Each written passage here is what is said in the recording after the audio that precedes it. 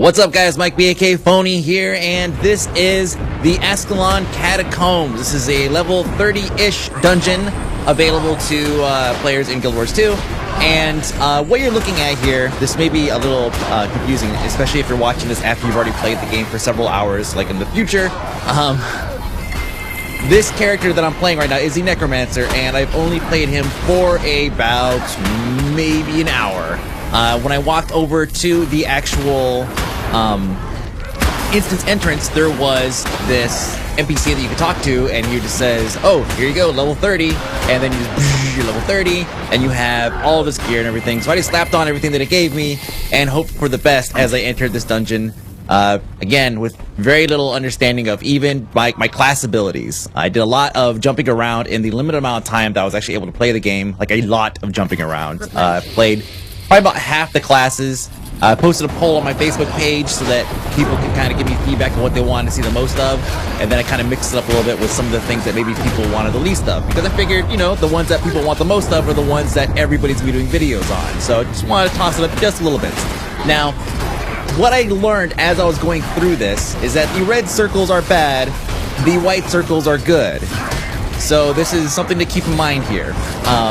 There you go, I rolled out of one. I still got hit with something. I spent a lot of my time actually retreating, mainly because I'm standing in stuff that I probably shouldn't have, or, you know, not knowing what it's like or what it looks like, what the tells are for whenever you get hit with something. So here I am switching over to my Death Shroud, still standing in the red circle like an idiot. Can't get out of it fast enough. And this is, like I mentioned on my BFF report, this is a good way of mitigating damage. Whenever you flip over to your Death Shroud form, you end up not taking damage in your, I guess, your human form. So I spend a lot of time, you know, healing myself and then taking damage and then flipping over real quick to the Death Shroud form and then going from there. On the ground, you see a couple turrets. One of them's a healing turret. One of them's a, I think, bumper turret, which is like an offensive turret, I believe. I don't know what the other one is. My mouse might hover over it at some point during this. I try to hover my mouse over a little bit of everything here just to kind of get an idea of what it is that everything does. Keep in mind, again, a lot of us here are new, and the players I'm running with, I think a couple of them, I'm fairly certain 2 of them, at least, minimum, are actually devs. I know one is for a fact, but he was talking to somebody else while we were in vents, and so I can only assume that was another dev. So I think he was the top character on the left-hand side there, the female character, the top one. His name is Rose, in HOT. You see her walking around right there in the front. That is, I can't remember his real name, but he is the lead system designer. And I cracked a joke on him. I was like, so you live in spreadsheets? And he was like, yeah, pretty much. My life is in spreadsheets. He essentially helps dev, if I recall correctly, he helps develop the stats and numbers and all that stuff that you see, that you don't get to see, that play obviously a key role behind the scenes.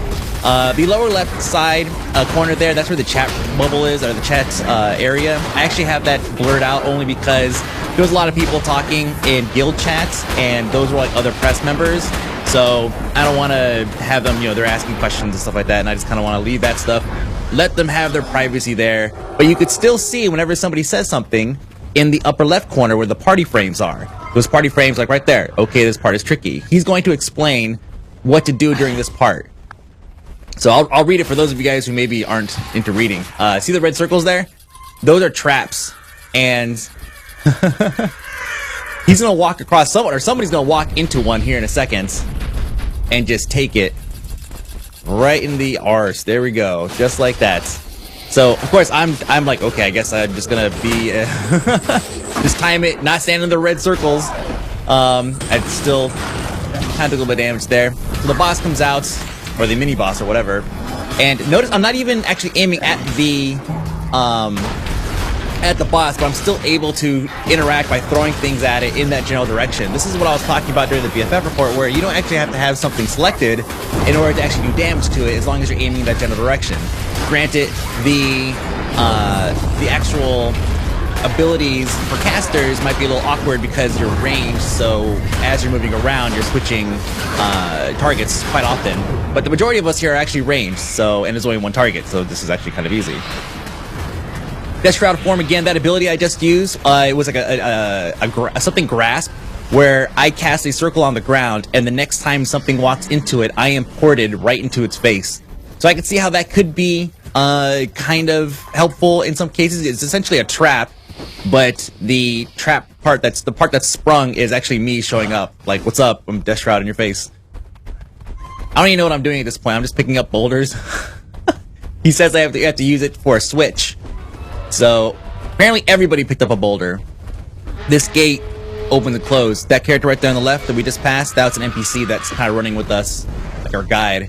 So I drop a boulder on this switch that already has plenty of boulders on it, and the gate stays open thanks to my boulder. And then this happens. Lots and lots of fire everywhere. I couldn't tell at first if this was coming from a single NPC or what. Then he says, we have to disable a trap. And I'm like, a trap, huh? Wait till we go inside and you see what it's like. Some gargoyles on the wall. Yeah, this is the stuff that everywhere. There's just things. So I'm in panic mode because I don't know what to aim at. I don't know what to shoot at. Healing turret, I'm like, heal me, heal me. And then I take it right there. Lots of red. Again, just trying to get around it. I have an ability that I'm going to be switching to use. You see in my lower bar there, I think I actually have to switch weapons in order to pull this off. But it's a wall, and I'll use that in a second. It's a wall that I think it does damage to, think Magica. Whenever you post like a firewall or something, that will do damage to enemies, but also protect you as the player. Again, I'm just running around standing in white circles, and obviously red ones, trying to figure out which ones are the ones that heal you. I think the ones that heal you are the ones that have little green centers to them. But as of right now, it's just kill everything that I can target, and that's pretty much what mode I'm in right now. Here in a second, I'm going to heal myself, and the way that the Necromancer's heal works is they deploy a floating little, demon type thing, and then it does damage. And I believe the more damage it does to something, the more healing it's going to do to you. This is very similar to if you play WoW, Death Knights, Blood Death Knights. They have the little maggot or whatever that comes out, and it gets bigger and bigger, and then it pops and heals you or something.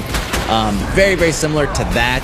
Right about here, I think I actually post this wall. You'll see some guys come out, and I panic again and just start throwing it. Spectral wall. What's it right there? Spectral wall. So I'm like, bam, what's up? I just saved the world, and then I just roll off onto the edge here. Very, very effective player I am.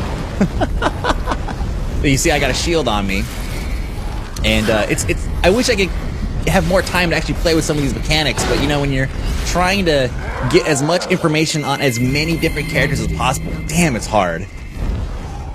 Bushy said.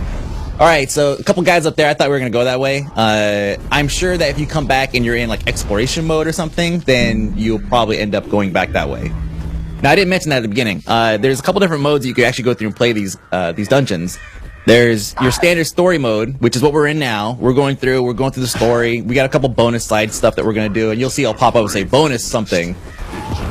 And then after you complete it the first time, you actually unlock the ability to do the next like 3 different types or something, which is exploration mode, and they're like different challenges, different ways for you to complete the dungeons. Good way of reusing assets and just reusing your material. I mean, if they have the dungeon here, it's kind of like in other games where you have your hard heroic difficulty settings for the same dungeons. You can run them again. And there's like different mechanics and whatnot. Kind of similar to that fashion from what I've read, but other aspects that they talked about as far as the challenge mode is concerned is actually much different. Like, the way it sounds like, it almost sounds like in Warhammer where you get like points for having a high score or something, like a challenge mode or something. It sounds interesting, needless to say. So I'm sure we're going to see some more information on that coming out soon. I only got an opportunity to actually play through this once, so I didn't have a chance to actually go back and do it one more time to really get a feel for the other than story mode.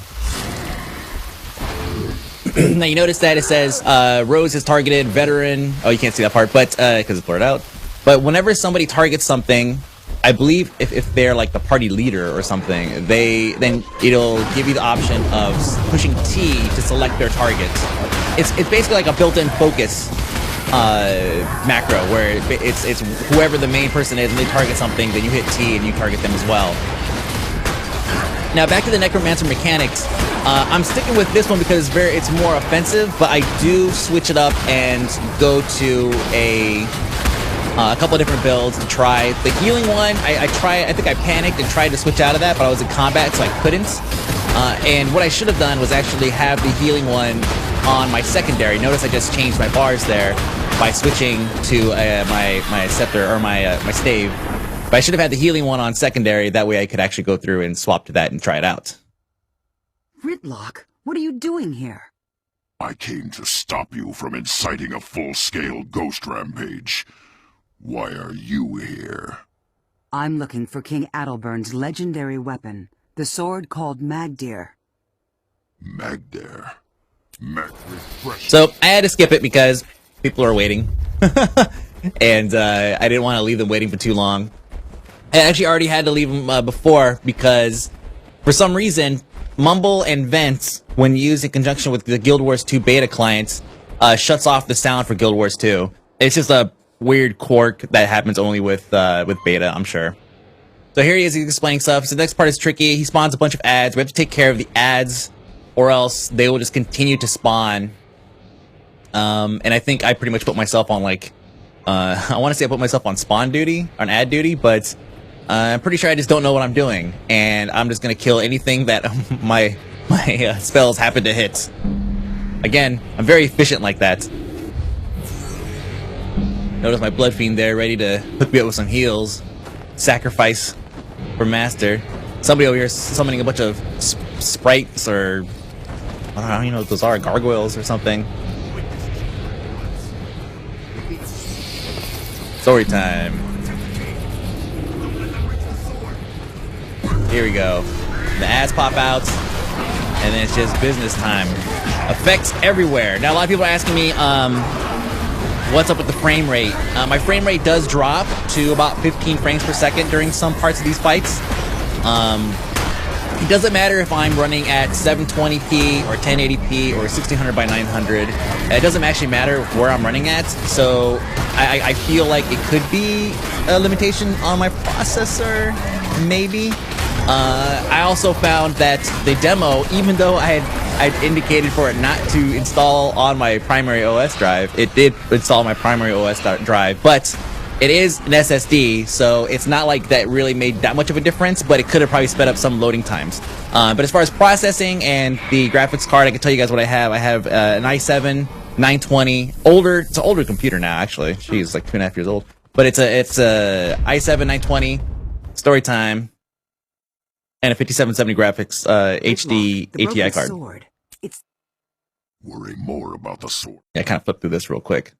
I sense Sahothan's presence. Your son is dead.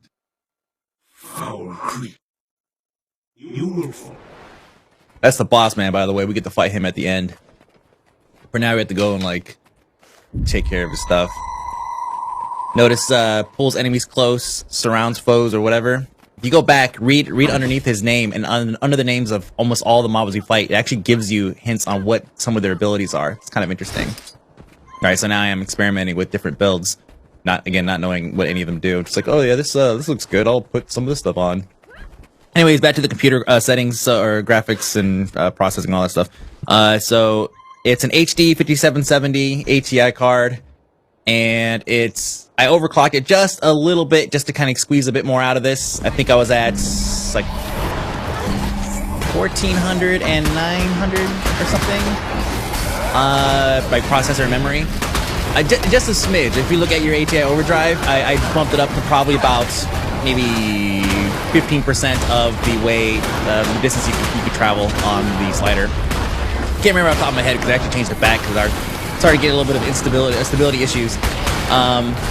The processor is not overclocked.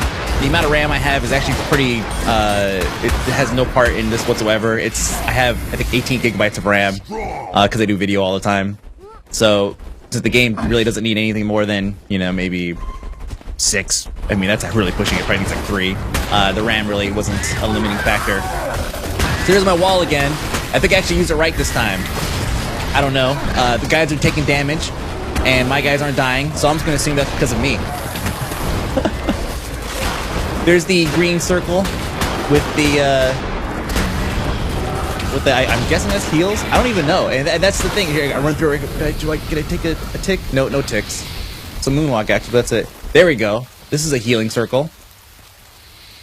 So somebody's throwing around some heals. So someone's thankfully taking up that role of keeping the rest of us in check. Looting is easy. Hit F. Just run around and spam F. You can actually right click on them if you want to, but just spam F. There's no aerial loot or anything, but the fact that you can just mash F for days is easy enough. So this guy up here on the top, you can see upper right corner there. He's a ranged kind of archer ranger type boss. He's gonna stay over there and just throw stuff at us. And he's gonna actually, if you watch up left corner, he's gonna explain it also. And then during some phases, he's gonna jump over and get in our face for a little bit while there are like ads attacking us as well. This fight was actually pretty easy, ish. It would have been easier if I wasn't spending a lot of my time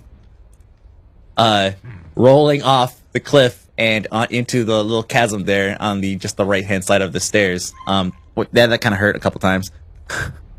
Again, getting used to the class, man. Like just the basic mechanics of moving the character and not, you know, double clicking on or double tapping any certain direction. So until we get his health down again, and then he'll move. Yeah, after we kill the dogs, he actually jumps back to the center and he continues his cycle over and over again. So you got to dodge. So yeah, I'm going through my abilities here. You can read the tooltips if you guys want. Refreshing.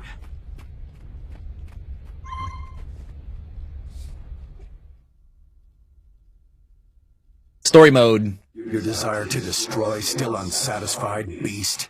Burning Ascalon not enough for you? As long as you stalk us, we'll fight you tooth and claw. Love the look of the movement, the animation on the mouth, the characters. Looks good. All right, so here we begin. Just start spamming that one button. Swapping it out every once in a while for some of the other ones. Again, a very relatively simple fight. Of course, it has something to do with the fact that our main character is like 15 levels above us, and the second character is I'm basically being carried here, guys. Like really, I'm sure if we were all the appropriate level, small mistakes that I was making, like for example, sitting here inside of the red circle, not knowing what it does, would probably end up hurting us in the end. So yeah, a lot of switching phases to Death Shroud, like that right there would have killed me. But instead, I've just reduced the amount of life force that I had invested into the Death Shroud phase. And then this right here, that was me derping it up. I do that a couple times, pretend like I do it on purpose. You know, res my heal guy. Res or summon my heal, and then get ready to sacrifice it, like almost immediately during some parts. Here we go, I picked up a rock. This is where I mean business, guys. Take that. Does nothing. Apparently, I don't remember this part. I guess I really wanted to throw a rock at this boss. There we go, immune. He's immune to rocks. Holy crap, he's a ghost, I guess. So maybe just, I don't know.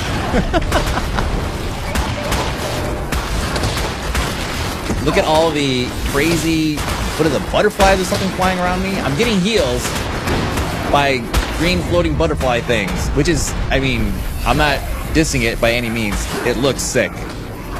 Again, the life-saving Death Shroud. I could, you know, if my level was high enough, I could probably mitigate majority of this damage and stay in Death Shroud form for longer, and essentially tank using Death Shroud. I wouldn't be surprised if that actually becomes a thing, or a possibility. Anyways, like if your tank dies and that's it. Just sacked my demon there. Needed that heal pretty bad. Hey, I discovered a waypoint. That's pretty handy.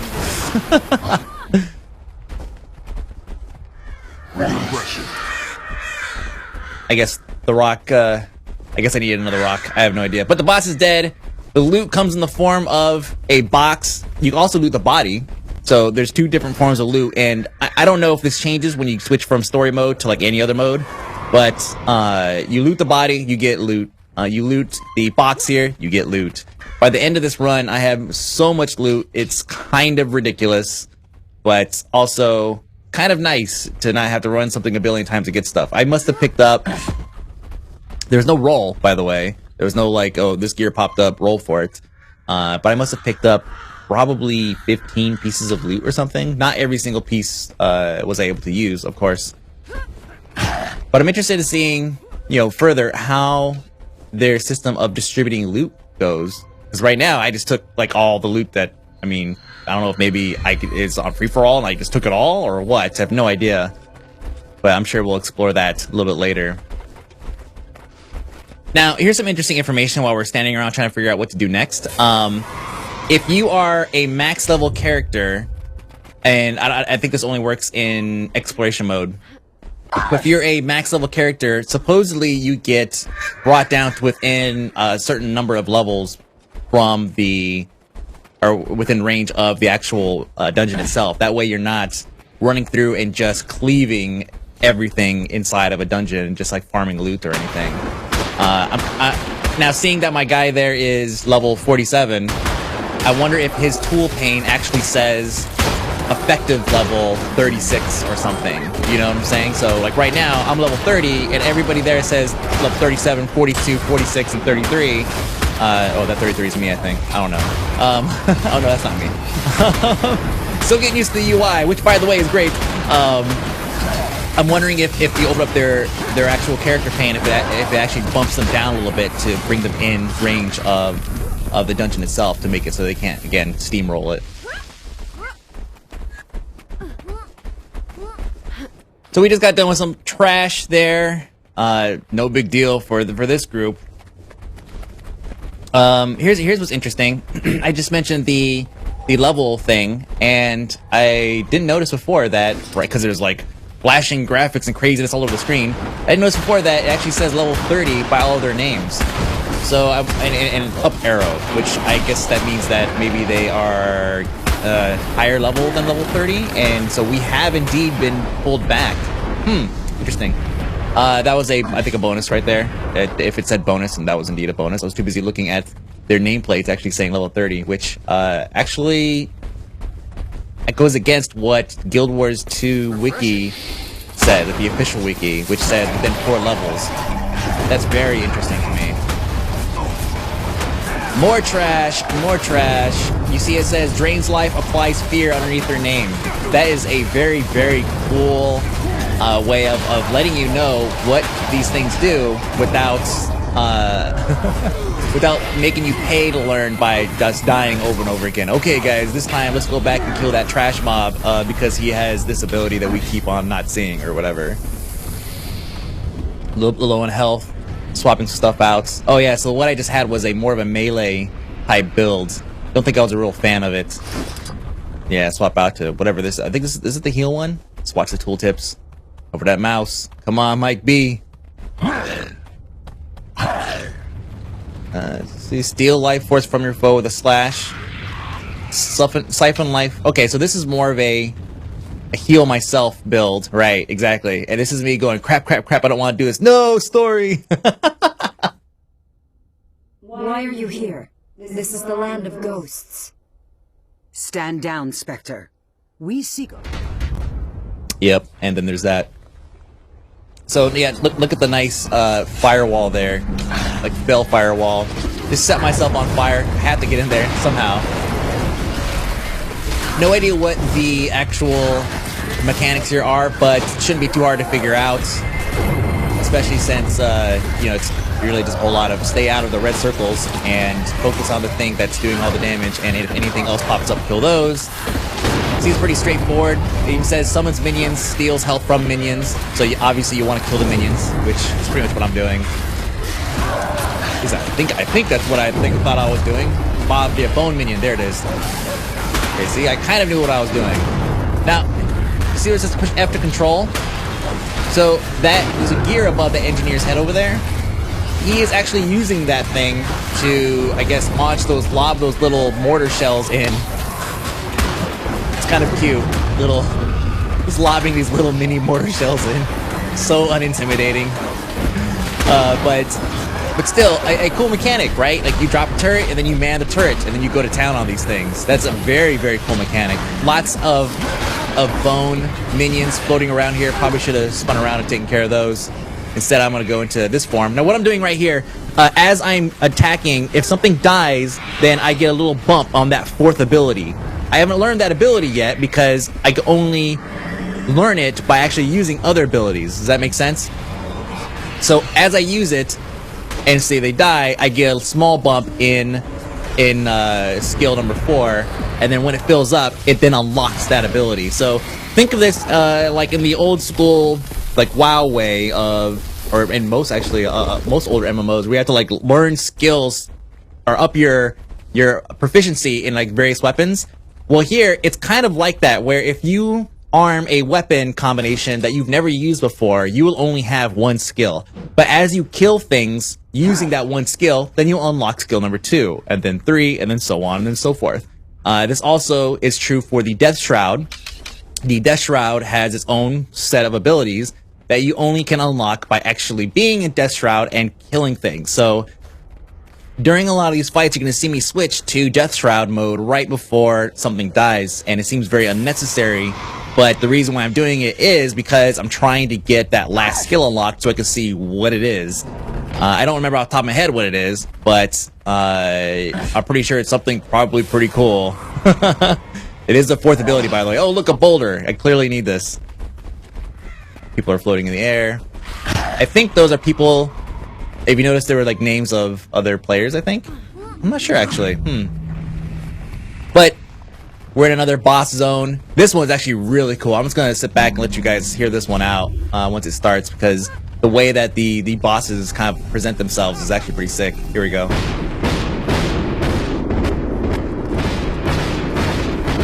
course, I have my rock just in case.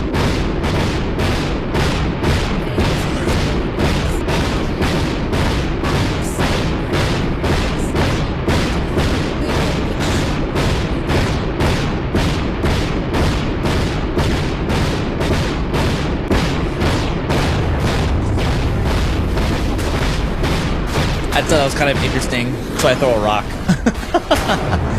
Lots of circles all over the place. I'm guessing that when I walk into these certain circles, I get various buffs and various benefits. Or, you know, if the red ones are there, then I get debuffs. Like right now, I have a fleet foot type setup. Probably give me a little bit of burst in speed, or maybe endurance regeneration. That'd be kind of nice. I didn't see anything that actually increased my endurance regeneration, but I can only assume that at some point there is something like that there. Now, this big circle here is actually being controlled by Champion Vasar, which is the guy I'm aiming at, but it's not red, so I think this is probably something that somebody casted on them, and as they move, then that circle moves. So anybody that maybe is within range of that person within the circle gets like X amount of bonus damage or something, if that makes sense. So these guys are pretty simple. I don't really know what the mechanics are yet of this particular fight, but I'm sure that we'll get more information on this as we go along. You know, jumping into it, we just kind of went in and just went at it. We had a little bit of help at the beginning, but then after a while, Rose there just stopped really giving us instructions, probably because we were clearly a competent group and we knew what we were doing, and I was really good at hitting that F1 button and saving my own ass whenever necessary. Red circle, dodge out of it. Green butterflies all over me. Oh, here we go, here we go, here we go. Look at 630, 1. I don't know if you guys saw that. Drop down to 1, hit that button. Save my ass. Now watch number 4. You see number 4 just bumped up right when we killed that guy? So I'm getting closer to unlocking that 4th ability. And I am still really low on health. I can see how necromancers are going to be just huge dicks. Just like, oh, I'm almost dead. Bam, son. F1. And they build up life force so easily. Just notice that little green bar right there next to F1 on my lower bar there. That green bar fills just whenever I hit something. Just throw things at things, and it's going to start filling up with life force. And then once it's full, or actually at any point during that, that's basically just the amount of time that I have that I can spend in Death Shroud form. So it's not like I have to fill it up all the way to the top. I just use it whenever I want. Look at that. Me with a rock again, and my Blood Fiend kind of hanging out.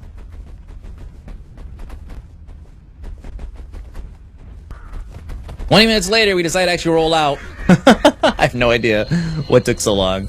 But another waypoint discovered. Whenever you die, you have the option of going back to a waypoint, so you obviously want to discover those. Elementalist, Ghostly Firestorm, Mesmer, Dazes, Reflects projectiles. Unfortunately, we don't have any melee classes, it looks like here. Everybody's a caster of some sort, or an engineer or something. So we don't really have anybody kind of in these guys' face, just really laying it down. Lots of standing back and just throwing things. By the way, I mentioned my frame rate earlier, and I don't think I mentioned that it only drops this low. I should have mentioned this before. It only drops this low whenever I am frapsing. If I disable fraps, then it runs fine. But it's still not as high as I would get out of like World of Warcraft, which I know is a stupid statement, but just so you gotta kind of have some bearings here. I could play Mass Effect 3, the demo, at 70 frames per second. I could play World of Warcraft at like 7,000 frames per second, and I could play Guild Wars 2 at about 50 to 65 or so frames per second. So that maybe gives you an idea of roughly where I'm sitting as far as what games can play at what frames per second, frame rate. Now what you're watching here is a bonus event. I'm guessing somebody summoned that cave troll and then we defeated them. Yay us. Just more XP, more money. Not a bad deal. Now this is kind of, I think kind of interesting. The amount of money that I just got from this at level 30 was 1 silver, 53 copper. I'm guessing that's silver. If it's platinum or some other form of currency, sue me. But it's $1.53 is what I got. As I was leveling, I was getting, I think by level 7 or so, I had about, and this is after buying a couple things, about 4 or 5 silver, or 4 or 5 bucks. So if at level 30, you're getting about this much money, it makes me feel like the scale is a bit lower. Like they went into this and they made it so that the scaling of we already know stats scale a little bit slower, so that there's no like gear grind at endgame, which endgame's kind of a weird term here since everything kind of scales just dynamically. But also money kind of scales a little bit slower, so that way you don't have people just, you know, at level 30 being, you know, 50 times richer than somebody that's at level 6. Instead, now they're just like, you know, twice as rich or something. Story time. Keep it short. What have you done? Your champions are gone, Ghost. Just like your son. Yep. I mean business. Alright, so no idea what the what this guy's abilities are, but obviously he pulls enemies close and then he summons fire. You'll see a red circle pop up and then the fire will come down almost immediately. This is definitely a fight where I'm gonna do a lot of retreating, and actually at some point here I'm actually gonna die. And which is great because you guys need to see what it looks like to die and then get res again. I showed it briefly in the BFF report, but at least here you'll be able to see the full duration and what it's like to go into a down state and then into a permanent down state, or semi-permanent down states, and then to get res. Very, very cool. So I'm taking fire to the face here, but it's cool because I'm in Death Shroud form, so I feel like a badass. Then roll out. My cooldown is back up. I'm gonna go ahead and summon, and then if I can hit that 6 again, there we go. A little bit of health, not enough. I'm taking a serious beating, and boom, right there, down. So this is the down state. I can still attack by throwing, you know, spells, whatever. Some people can throw rocks, but you notice I was still taking damage, and then I am now completely defeated. So as now, this is like beyond the down state, where I am in kind of a semi-permanent down state. And I say semi-permanent again because people are gonna come over and try to save me. But as they're channeling a spell, so there's Rose. She got pulled in. Nice, nice. Come on back. Hook me up, Rose. Oh, she's in trouble too. Nice. Notice it gets really quiet too. So she's throwing me some heals, but then she's going to take right there. Starts taking a beating. Now she's in a down state. It looks like we're in a wipe. It really does. At this point, it looks like we're in a wipe. I don't know what she did right there. I can only assume that she either res and like is running back, or she is using some, you know, Some GM trick. There she is right there. She's back with full health. And now three people are actually on me. On the right hand side, you see another one. So you see just health, and then boom, I'm back up. Looks like that was probably equivalent to about half my health before I'm actually able to res, and I res with half my health.